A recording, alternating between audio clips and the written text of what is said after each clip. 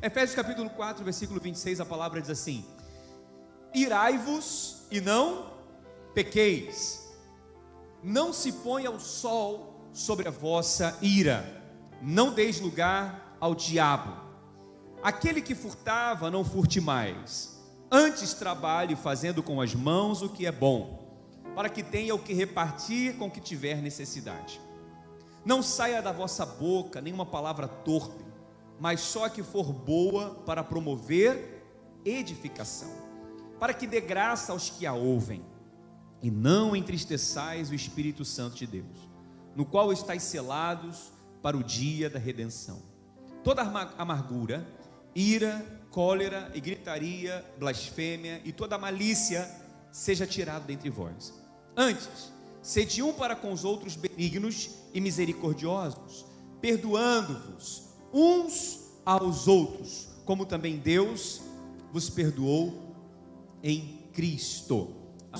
Então, esse é o texto do apóstolo Paulo que escreve aos Efésios, à igreja de Éfeso, e ele fala sobre a importância do Espírito Santo nos nossos relacionamentos. Amém? É o Espírito Santo que gera essa unidade. E ele fala de perdão também, né? Quantas vezes no casamento nós vamos ter que perdoar um ao outro? Quantas vezes, irmãos, nós vamos ter que perdoar? Será que existe um limite para isso? A palavra diz que até 70 vezes 7 no mesmo dia. No mesmo dia, pensa. Uma autora chamada Ingrid Trobis, ela escreveu que há somente uma coisa mais. Pode passar, por favor, o PowerPoint? Me ajuda, por favor, a passar o próximo, ok? Sincroniza comigo aí, o anterior. Há uma coisa mais difícil do que viver sozinho. Há somente uma coisa mais difícil do que viver sozinho, que é viver com outra pessoa. Quer dizer, viver sozinho é difícil, verdade ou não é? Nós precisamos de alguém, precisamos de uma companhia. Agora, viver com outra pessoa é mais difícil ainda. Criações diferentes, cabeças diferentes, pessoas diferentes, não é? Que se unem. E Efésios capítulo 4 fala do caminho da intimidade conjugal, da comunhão entre o casal. E perdoar, irmãos, é algo assim, tão delicado para muitas pessoas, tão difícil para muita gente. E quando um casamento, o casal não aprende a perdoar, não sabe lidar com isso, o casamento se torna um lugar muito difícil. Imagina, por exemplo, um homem que esquece o dia do casamento da sua esposa. Pensa bem, esqueceu o dia do casamento, do aniversário de casamento, esqueceu o dia do aniversário de casamento, passou o dia inteiro, não ligou, não deu parabéns, não lembrou da data especial. O marido chega em casa à noite, ela já está emburrada, porque qual mulher que vai gostar de uma situação dessa, né? E ela fica muito chateada, e ela pergunta: por que você está assim? Você esqueceu do nosso dia? Aí o marido vai e pede perdão. Ele errou, me perdoa, filho, porque tanta coisa na cabeça, acabei esquecendo. Aí no dia seguinte, esse esposo, por favor, John, passa o anterior, não avança conforme eu for falando não. Alguém me ajuda, Bruno? Tenta me ajudar lá, ok? A gente já consegue, na linguagem aqui já se entende. Então, preste atenção. Aí no dia seguinte, o marido faz o quê? Ele quer levar a esposa para jantar, para comemorar o dia do casamento que ele deixou perder. Mas ela está muito brava. Não, hoje não tem mais graça, tinha que ser ontem. Por que hoje? Hoje não vai. Então veja, ele errou, mas ele tentou reparar. Mas talvez pior do que o erro dele foi a esposa não aceitar a reparação. Vamos compreender isso, irmãos? Amém? Deixa o próximo ano a gente vai, né? Então, veja como que é importante o casamento, os dois saberem perdoar, saberem construir essa reparação. Porque o casal que não sabe juntamente um com o outro perdoar e reparar, o casamento entra numa espiral descendente. O que é uma espiral descendente? É quando você liga ali a água na pia, e a água vai fazendo assim, igual no vaso. Vamos pensar no vaso. Aquilo é uma espiral descendente. Então, o casal que não sabe a reparação, não sabe o perdão, ele vai entrar nessa espiral. Eu quero falar aqui, primeiro lugar, nesse texto que nós aprendemos, como nós podemos evitar que a comunhão seja quebrada. Amém? Então, o primeiro tópico que eu quero trabalhar com vocês aqui na construção do perdão é como podemos evitar que essa comunhão seja quebrada. O apóstolo Paulo diz aqui várias coisas que nós não devemos fazer para que essa comunhão seja quebrada. Amém, meus irmãos? Ou seja, se nós ficarmos atentos a tudo isso, a comunhão não vai ser quebrada, o relacionamento não vai ser enfraquecido. Então existem algumas coisas que nós não devemos fazer, que devemos evitar para que essa comunhão seja quebrada. E o versículo 26, a primeira coisa diz aqui: irai-vos e não pequeis, não se põe o sol sobre a vossa ira. Primeira coisa que nós precisamos ter muito cuidado para não cometermos, para que essa comunhão não seja quebrada, é a ira. Irai-vos e não pequeis. É possível a gente se irar sem pecar, verdade ou não é? Você ira, mas não peca. Irai-vos e não pequeis, né? Ou seja, a gente ira. Se a gente tiver um autocontrole no domínio próprio, a gente não peca, verdade ou não é? Agora, é muito fácil pecar quando estamos irados. É verdade ou não é? É muito fácil a gente pecar quando estamos irados. A chateação é muito comum. Tem coisas no casamento da gente, no relacionamento, que vão nos deixar chateados, que vão nos tirar do sério de algum momento. Mas se aquela chateação, se aquela ira for alimentada e ela for remoída, ela vai dar luz ao pecado. Vocês estão compreendendo, irmãos? Então nós podemos nos irar por várias questões. Todos nós temos situações que podemos nos irar, mas nós não podemos deixar isso virar pecado.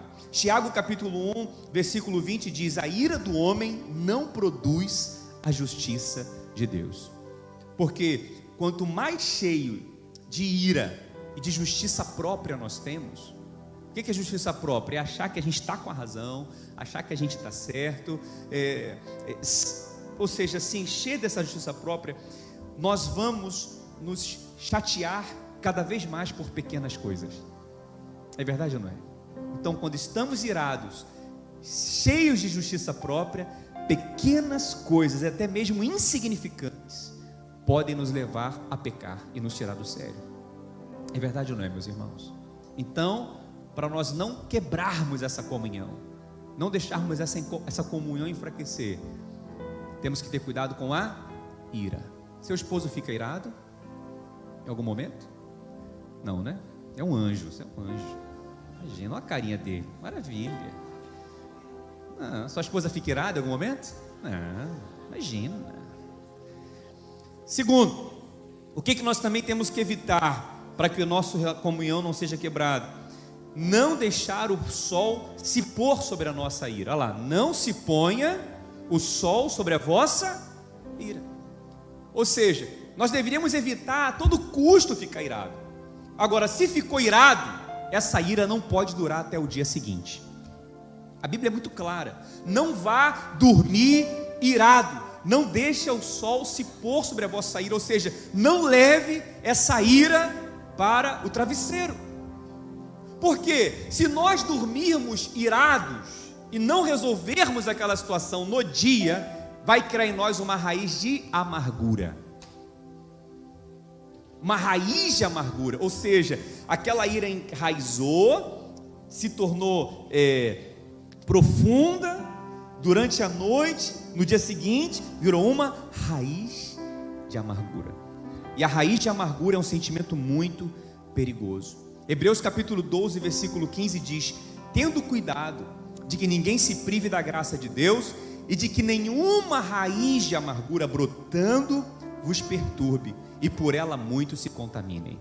Então, quando um casamento, quando um cônjuge, um casal está enraizado na amargura, o casamento fica perturbado. Quantos estão compreendendo, irmãos? Lembra quando você namorava seu esposo? No início do casamento, no início do namoro? Era fácil ou não era tirar um sorriso dele ou um sorriso dela? Sim ou não? Era fácil ou não era tirar um sorriso da namorada? Mas hoje, se o nosso relacionamento e a nossa casa tiver um ambiente de ira, de raiz de amargura, vai ficar muito difícil. Vamos viver mal-humorados, com a cara fechada. É verdade ou não é, meus irmãos? E isso não é bom. O ambiente da casa se torna um ambiente pesado. Então temos que ter cuidado com a ira e com a raiz de amargura. Quantos estão entendendo o que eu estou dizendo? A decisão é de quem? É nossa. Eu decido. Eu estou irado, mas eu não vou deixar isso virar uma raiz no meu coração. Então, se você está aqui hoje e tem uma raiz aí dentro, o Espírito Santo vai arrancar essa raiz em nome de Jesus. Em nome de Jesus. Ele tem poder para isso. Terceiro lugar, para nós termos cuidado da nossa comunhão, não dê lugar ao diabo. Olha o que diz o versículo 27. Não deis lugar ao diabo. O diabo só fica ao nosso redor esperando a gente se irar e ter raiz de amargura, porque quando estamos nesse ambiente, é um ambiente perfeito para ele agir. Provérbios capítulo 29, versículo 22 diz: o iracundo levanta contendas e o furioso multiplica as transgressões. Quer dizer, o iracundo, ele levanta contendas e o furioso multiplica as transgressões. E quem é que está furioso com o nosso casamento e quer destruir a todo custo? É o diabo. Ele vai fazer de tudo para torpedear o nosso casamento. Quantos estão compreendendo, irmãos? Por isso que a oração é muito importante no casal. Quando nós observarmos nosso relacionamento, nossa casa, e ver que um já está ali estranhando o outro por qualquer coisa, por pequenas coisas, a ira crescendo, a raiz de amargura profunda, a gente tem que parar tudo e orar. A única forma de destruir o diabo nesse momento é através da oração. Como estão compreendendo, irmãos? Porque a oração, ela vai desestabilizar o diabo e vai estabilizar o nosso casamento. Posso ouvir um glória a Deus por isso, irmãos? Por isso nós temos que orar juntos, em nome de Jesus. Amém? Falar: diabo, sai da minha casa, em nome de Jesus. Quarto lugar, o que temos que evitar, não fazer, na verdade, para guardar a nossa comunhão? Além de não irar e não pecar, não deixar o sol se pôr sobre a ira, não dar lugar ao diabo. Quarto, não sair da nossa boca nenhuma palavra torpe. O que é palavra torpe, irmãos? A palavra torpe é palavrão. A palavra diz: não saia da vossa boca, versículo 29, nenhuma palavra torpe. A palavra torpe no grego é podre, deteriorado. E o diabo se alimenta de coisa podre. E tem pessoas que têm uma facilidade enorme de falar palavrão.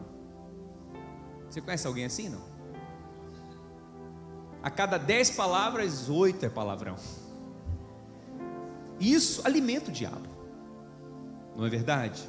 Então, irmãos, vamos guardar o nosso ambiente, guardar a nossa casa. Fala: Senhor, põe um guarda na minha boca, para que só saiam palavras boas. E que tipo de palavras? Olha o que diz o versículo 29. Tem que sair da nossa boca palavras boas que promovam a edificação. Amém? E que transmita graça aos que ouvem. O que é graça, irmãos? Graça é favor imerecido. É a bênção que nós não merecemos. Então, falar palavras de graça significa não falar aquilo que a minha esposa está merecendo ouvir. Falar o contrário do que ela está merecendo ouvir. Falar ao contrário do que o meu esposo está merecendo ouvir. Uma Sarinha falou aqui: deixa a toalha em cima da cama. Em vez da esposa falar: você é um porco, fala: amor, você é lindo. Você é muito organizado. Você é uma bênção. Amém? Palavras são sementes, e que se nós plantarmos, vamos colher. Se falar que é porco, vai ficar mais porco ainda. É verdade ou não? Eu não sei vocês, mas homens aqui eu não sei, mas se a esposa afirma uma coisa, você é isso, dá vontade de ser mais ainda, é verdade ou não é? Misericórdia, né? Você nunca arruma nada, agora que eu não vou arrumar mesmo. Não é? Bom, eu não sou assim. Não, eu não sou assim. Esse não é meu caso, né? Então, nós temos que aprender a profetizar. A palavra diz que fé é enxergar as coisas que não são como se já fossem. Porque a palavra e a fé traz à existência as coisas que não existem. Amém? A minha esposa, por exemplo, é ruim de falar de casamento, que tem que falar não quero falar da gente, vamos falar da palavra. Mas ela fala assim: você dirige muito mal. Eu dirijo há 20 anos. Por que eu dirijo mal? Não é? Mas eu já estou acostumado a ouvir. Mas o que ela tem que falar? Amor, você dirige muito bem. Olha como é que é diferente. Eu estou dando um exemplo da gente. A melhor coisa é falar da gente, né? Ela fala, mas é porque você corre muito. Ela fala que eu aprendi a dirigir com kart, que eu sou piloto de kart, né? Mas então, falar palavras de graça é falar palavras ao contrário do que o outro merece ouvir. Quantos estão compreendendo o que eu estou dizendo, irmãos? Amém? Em vez de falar palavrão, fala o quê? Glória a Deus, aleluia, amém. Não vou alimentar o diabo com isso. Quinto lugar, como que nós vamos guardar a nossa comunhão, não é? Para termos um casamento abençoado e vivermos essa reparação. Quinto lugar, não entristeçais o Espírito Santo. No mesmo texto ele diz: e não entristeçais o Espírito Santo. Então veja, o Espírito Santo, irmãos, presta atenção, é a ajuda espiritual que nós precisamos. O Espírito Santo é o socorro espiritual para todo casamento. Tem casais que gastam dinheiro, viajam para longe, vão lá para Cancún, vão lá não sei para onde e voltam pior do que foram. É verdade ou não é? Gastam dinheiro com comida, com churrascaria, com hotel, que seja, com pousada, e não resolve nada. Sabe por quê? Amargura, que irmãos? Cólera, ira e gritaria. Então versículo 31 diz: longe de vós toda amargura, ira, cólera. Pode deixar aí, Bruno, que já dá para pegar, né? Cólera e gritaria e blasfêmia. E ele vai dizer mais: e toda malícia sejam tiradas dentre vós. Olha que coisa tremenda isso daqui, irmãos. Longe do casamento, longe da família, longe de casa, amargura, ira, cólera, gritaria, calúnia e toda malícia seja tirado de vós. Interessante aqui, a palavra que ele usa aqui primeiro é amargura. O que é amargura? É guardar rancor no coração. O que é amargura? É alimentar ressentimento. Virou raiz e aquele rancor não saiu, ficou aquele ressentimento. A segunda palavra que ele vai dizer aqui é cólera. O que é cólera? É fogo ardente que explode. É aquele acesso de cólera que quebra televisão, que joga a cadeira no chão, que chuta, que bate a porta do carro, que bate a porta do quarto. Isso é o que? Cólera. Mas isso é fruto da amargura. E ele vai falar aqui também de ira e gritaria, elas vêm juntas. Porque se há raiva, se há cólera, a gritaria vai acompanhar. Aí casais vivem gritando um com o outro. Olha, tem casais que vivem assim, irmãos, que não conseguem mais viver em harmonia, é só gritaria, é só raiva, é só ira, né? E ele fala ali também de blasfêmia ou calúnia. O que é calúnia? O calúnia é falar mal, falar algo que prejudica o caráter do outro. É quando o casal fala assim: você sempre é assim, você não muda, você nunca fez isso, você nunca fez o que eu quero, você nunca isso, você é assim mesmo. Então quer dizer, um começa a caluniar o outro, quando não, começa a falar mal do outro, às vezes para amigos, às vezes para parentes, a manchar, né, a imagem do outro. Olha a sequência terrível, irmãos. Quantos casais estão vivendo assim, minha gente? Quantos casais estão vivendo assim, nesse estágio, né? E por último ele fala de malícia. Olha como é que é degradante, como é que os degraus vão descendo. Ira, raiz de amargura, cólera, gritaria, desentendimento, porque alguém errou, entristece o Espírito Santo e termina com malícia. Esse é o último estágio. O que é a malícia nesse sentido? É o nível que o casal, ele literalmente passa para o outro, que eles não dependem mais um do outro, porque eles veem tanto maldade um no outro. Eles veem o casal, o cônjuge vê o outro como inimigo. Por que eu casei com você? Por que estamos juntos? Quer dizer, Deus uniu para ser bênção, mas a malícia é tão grande, a maldade é tão grande, que vê o outro como inimigo. Só que essa malícia aí, ela vai abrir porta para outras coisas, vai abrir portas para pornografia, porque o casal, quando está nesse estágio de briga, de confusão, ou a esposa, ou o esposo, um dos cônjuges, vai procurar na pornografia, malícia.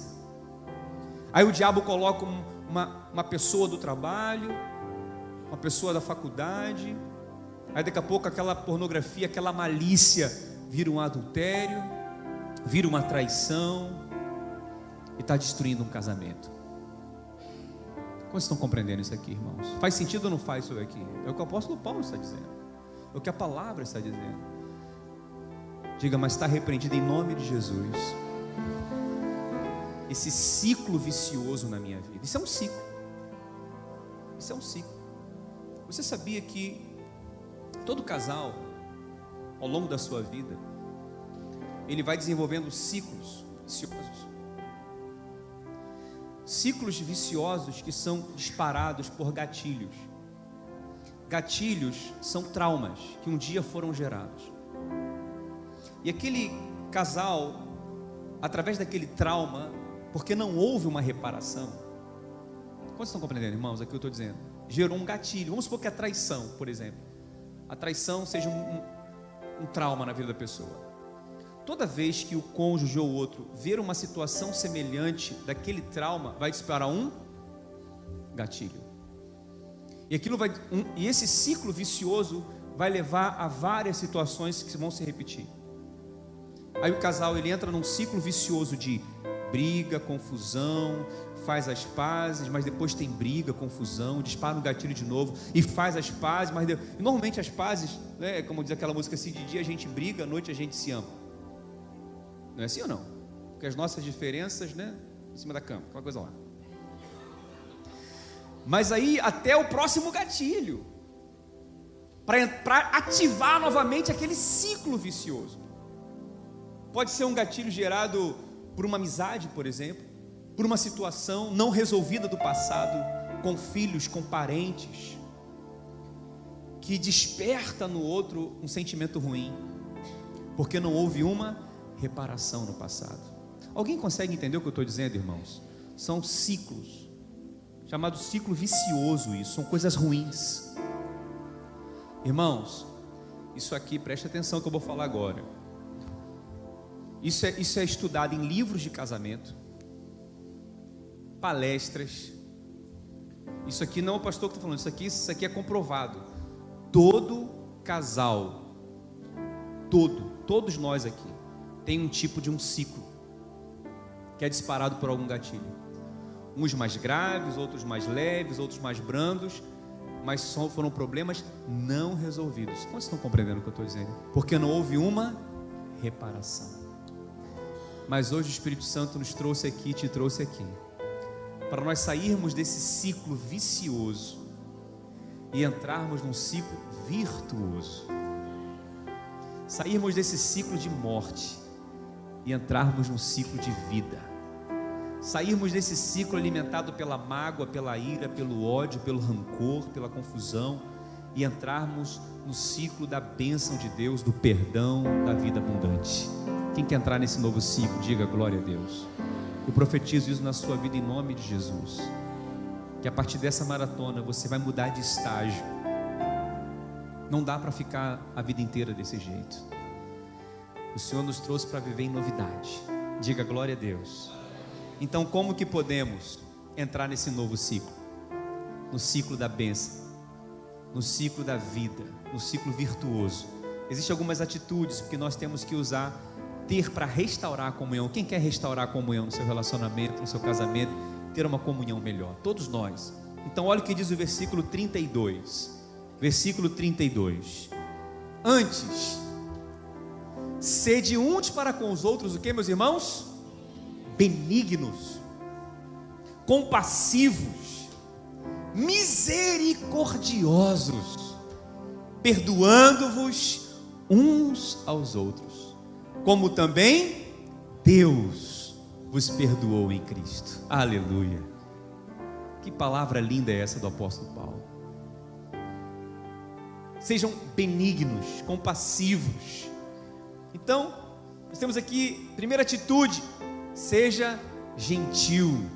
Pode passar, por favor. Seja gentil, não é? Porque quando fala de benignidade, está falando de ser gentil. Pode passar, por favor, existe um texto ali. Está falando de bondade, de gentileza. Amém? O que é benignidade? O que é gentileza? É olhar o outro por um ângulo positivo. Se no ciclo vicioso eu só olhava no ângulo negativo, só olhava coisa ruim, agora eu vou ter olhos benignos. Eu não vou ficar presumindo o pior no outro. Eu não vou ficar suspeitando do outro. Eu não vou ficar desconfiando do outro, porque os meus olhos são benignos. Porque quem não é benigno, não é, chega a conclusões precipitadas mesmo sem evidências o suficiente. Mas o benigno traz consigo a ideia de ser também gracioso, de ser generoso, dar mais, abençoar mais, fazer mais, se doar mais. Porque infelizmente muitos casais são mesquinhos, dão ou fazem apenas o suficiente e olhe lá. Mas ser benigno é ser generoso. Generoso com palavras e generoso com atitudes. Pastor, é muito difícil. Bem-vindo à escola chamada casamento. Quem tem mais tempo aqui de casamento, o Mesaque Tia 49 anos. Até hoje estão aprendendo a ser benignos um com o outro, não é, Tia Sueli? Não é, Tio Mesaque? Até hoje. É um aprendizado diário. Ser generoso com palavras, ser generoso com atitudes. Eu falei domingo aqui, não tenho a mínima vergonha disso. No mínimo, não tenho a mínima pretensão de dizer para vocês que eu sou perfeita e a pastora é perfeita. Estamos no mesmo barco.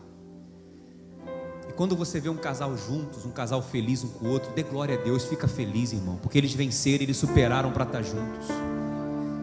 Porque tem gente que fica triste, fica chateado que vê o outro casal junto. Tem que ficar feliz. E tem gente que fala assim, isso é fachada, mas está junto. Se estão juntos, Deus está fazendo a obra. Vocês estão compreendendo o que eu estou dizendo, irmãos? Estou tão feliz em ver vocês juntos aqui. Olha só para o seu lado, olha quantos casais estão aqui unidos um com o outro. Casais que passaram por lutas. Olha só quantos casais, olha só. Se cada um fosse contar as suas lutas, contar as suas crises, a noite não ia dar tempo. Ia ser uma história mais triste do que a outra, é verdade ou não é? Ia ser uma história mais, talvez, melancólica do que a outra. Mas o que é mais importante é que nós estamos juntos aqui, irmãos. E aquele que começou a boa obra na nossa vida, nosso casamento, é fiel para completar. Nós vamos vencer cada ano, cada momento, porque o Espírito Santo está conosco. Vamos ser benignos. Diga glória a Deus, irmão. Isso é uma bênção. Outra coisa que ele fala aqui: sejam misericordiosos, seja compassivo. Olha ali. Ou seja, o que é ser misericordioso? É se colocar no lugar do outro, é tentar ver através dos olhos do outro, é sentir a dor do outro como se fosse nossa. Por que a minha esposa está sentindo isso? Por que ela sempre fala nisso? Por que esse ciclo vicioso dispara por causa disso? Espera aí, deixa eu me colocar no lugar dela. Deixa eu sentir o que ela está sentindo. Por que isso é tão importante para ela? A gente já parou para se fazer essa pergunta? Às vezes aquilo chateia a gente, às vezes aquilo deixa a gente um pouco chateado, mas a gente tem que sair da chateação e ser misericordioso, se colocar no lugar do outro. Por que ela sempre reclama da mesma coisa? Por que ela sempre, sabe, a gente tem que fazer esse esforço consciente. Vocês estão compreendendo, irmãos? O problema é que nós somos muito orgulhosos. Você sabe, as pessoas às vezes falam, você é assim, a gente não aceita que é. Se você ouve muitas vezes alguém falar que você tem um determinado tipo de comportamento, para pensar sobre aquilo. Vocês estão compreendendo, irmãos? Para pensar sobre aquilo, que às vezes a gente não está se enxergando. Então ser misericordioso é se colocar no lugar do outro. Amém? 1 Pedro 3,8 diz: finalmente, sede todos de igual ânimo, compadecidos fraternalmente, amigos, misericordiosos e humildes. 1 Pedro capítulo 3, versículo 8. Amém? Tenha misericórdia do seu cônjuge, seja compassivo com ele, se coloque no lugar dele, sinta a dor dele, se esforce para ver a necessidade dele. Amém? Glória a Deus. Tão bonitas essas palavras, né, irmãos? Fala a verdade, não é? Nós temos que aprender isso aqui todo dia. E finalmente, seja perdoador, seja benigno, seja misericordioso ou compassivo e seja perdoador. Olha o que diz ali, o texto fala: perdoando-vos uns aos outros, como também Deus os perdoou em Cristo. Olha que coisa linda. Aqui chega no ponto principal dessa palavra, que é o perdão. Porque sem perdão não tem o que, meus irmãos? Reparação. O poder da reparação é o poder do perdão. Amém? Então vamos perdoar. Mas o que é perdoar? Como perdoar? Como perdoar? A Bíblia diz: como também Deus vos perdoou em Cristo. Então, como nós temos que perdoar o nosso cônjuge? Como que eu tenho que perdoar a minha esposa? Como que ela tem que me perdoar? Como eu também fui perdoado por Deus. Ninguém é perfeito. Deus perdoa a todos os imperfeitos. E quem somos nós para não perdoar? Porque se eu não perdoo alguém, eu estou dizendo: eu sou perfeito, eu não erro. Quantos estão compreendendo o que eu estou dizendo, irmãos? E muitos casais, muitos casamentos estão à beira da separação, do divórcio, por falta de perdão, porque não tem a revelação do perdão. Quantas vezes, como é que eu comecei essa palavra hoje? Quantas vezes nós vamos ter que perdoar o nosso cônjuge, nossa esposa, nosso esposo? Quantas vezes, tia Sueli? Quantos anos, tia Sueli, perdoando tio Mesaque? Quantas vezes por mês? Ei, pai, quanto tempo? Como é que é isso? Volta e meia, o pai me liga: tua mãe me tirou do sério. Léo, ela tá demais. Não é assim ou não é? Mas daqui a pouco, um está ligando para o outro pedindo perdão: filha, me perdoa.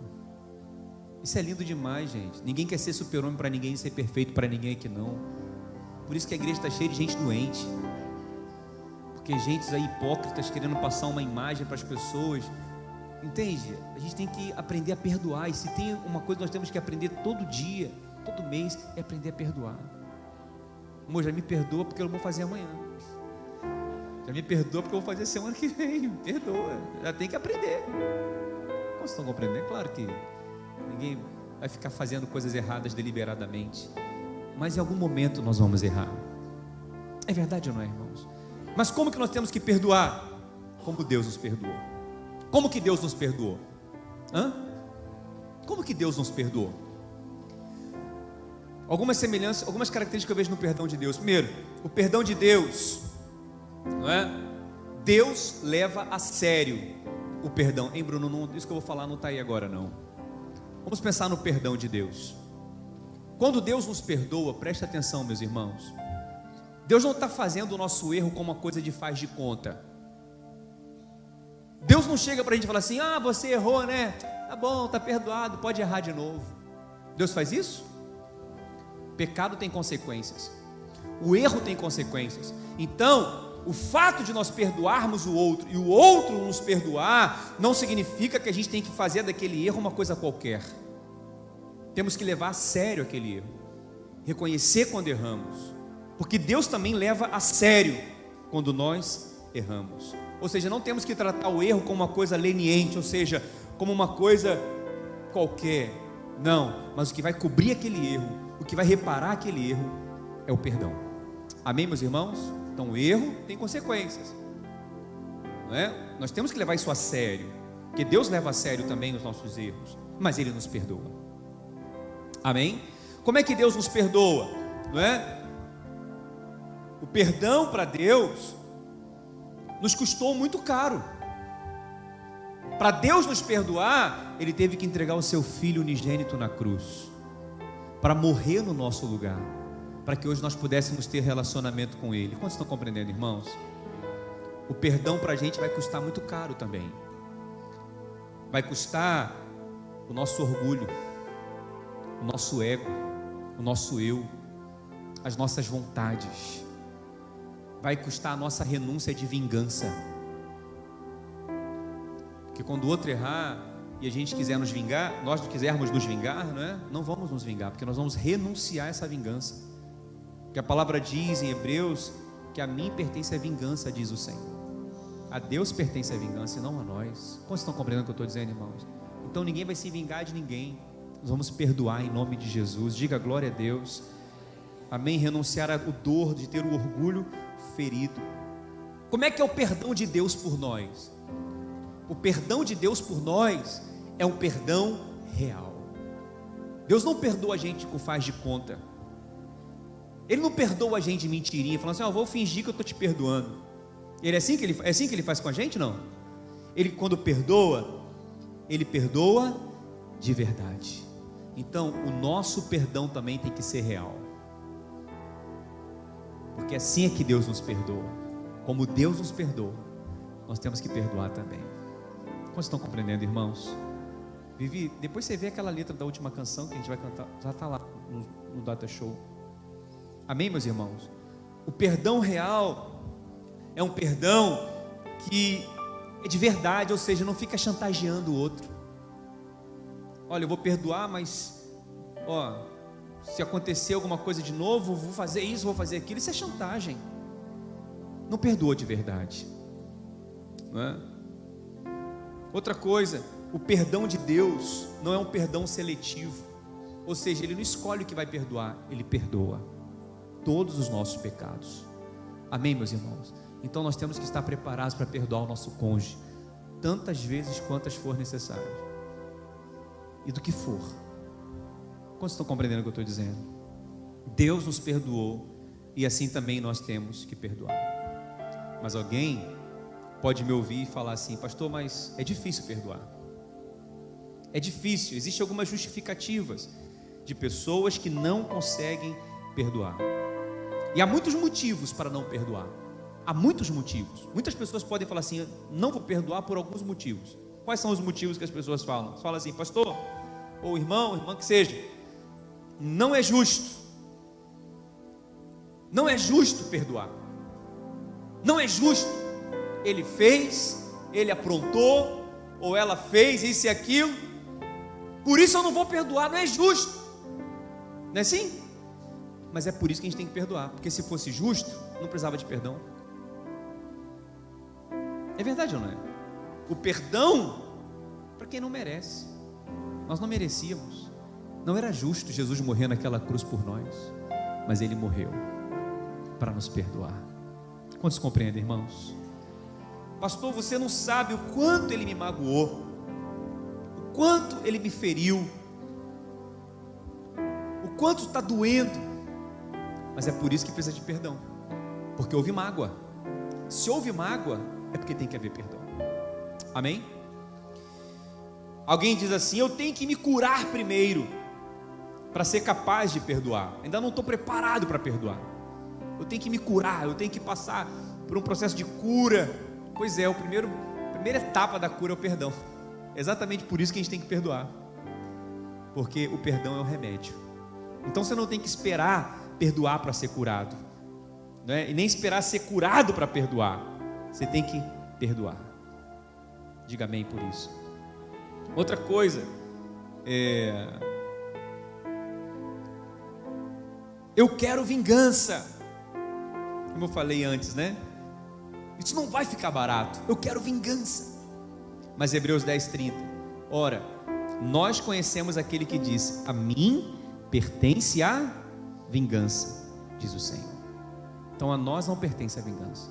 Outra coisa, se eu perdoar, ele vai sair bem dessa situação, ou ela vai sair bem dessa situação. Tem gente que fala isso também, não é? Na verdade, se você não perdoar, os dois vão sair mal dessa situação. Por isso nós temos que perdoar. Amém, meus irmãos? Glória a Deus. Onde está a justiça nisso, pastor? Que graça tem em perdoar? A justiça está na cruz. Na cruz, Cristo pagou os nossos pecados, as nossas dívidas, do meu e da minha esposa. Então a justiça está na cruz de Cristo. Então perdoem. Diga amém, irmãos.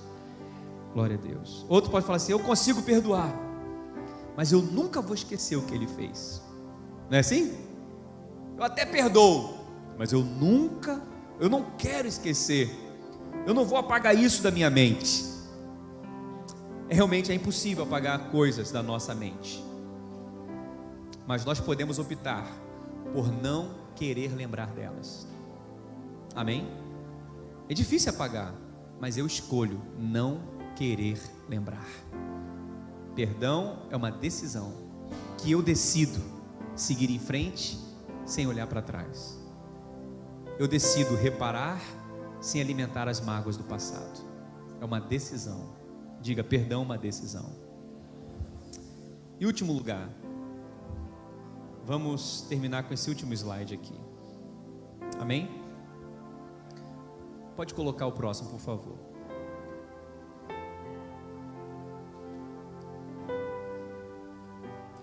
Último ponto.